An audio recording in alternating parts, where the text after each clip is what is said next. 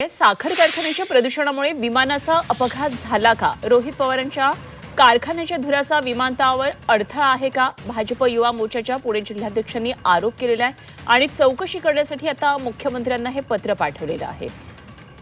एकंदरीतच या प्रकरणामध्ये आता वेगवेगळे वाटे फुटत चाललेले आहेत। साखर कारखान्यामुळे धुराचा या विमानतळावर अडथळा आहे का, अशा प्रकारचा प्रश्न उपस्थित होतो आहे आणि भाजपच्या पुणे जिल्हाध्यक्षांनी अशा प्रकारे हा प्रश्न उपस्थित केलाय। भाजप युवा मोर्चाच्या वैभव सोलनकर यांनी हा आरोप केला आणि या संदर्भातली सखोल चौकशी करावी यासाठी फडणवीसांना पत्र पाठवलं। शेटपळगड येथील साखर कारखाना आहे जो रोहित पवार यांच्या संबंधित आहे। या कारखान्याची सखोल चौकशी करावी अशी मागणी माननीय राज्यपाल महोदय आणि माननीय मुख्यमंत्री देवेंद्र फडणवीस साहेबांनी केलेली आहे। ज्या ठिकाणी अपघात झाला त्या ठिकाणी धुकं होतं असं सगळ्या रिपोर्टमध्ये आलेलं आहे। ते धुकं या कारखान्यामुळे तयार झालं असं आमचं म्हणणं आहे। याची चौकशी झाली पाहिजे।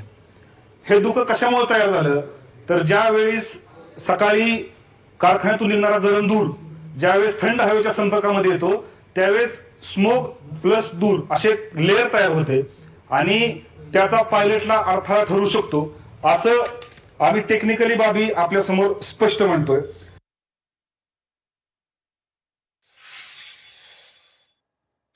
अशा प्रकारे रोहित पवार यांच्या साखर कारखान्याबद्दल हा आता एक प्रश्न उपस्थित करण्यात आलेला आहे। सखोल चौकशीसाठी यासाठी मुख्यमंत्र्यांना आता पत्र पाठवलेलं आहे। याची दखल आता घेतली जाते का हे बघणं महत्त्वाचं ठरणार आहे। साखर कारखान्याच्या प्रदूषणामुळे हा अपघात झालाय का, त्याच्या धुराचा परिणाम विमानतळावर होतो आहे का, असे अनेक प्रश्न या निमित्तानं उपस्थित करण्यात आलेले आहेत। भाजप युवा मोर्चाच्या अध्यक्षांनी अशा प्रकारे हा प्रश्न उपस्थित करत मुख्यमंत्री देवेंद्र फडणवीस यांना सखोल चौकशी करण्यासाठी हे पत्र पाठवलेलं आहे।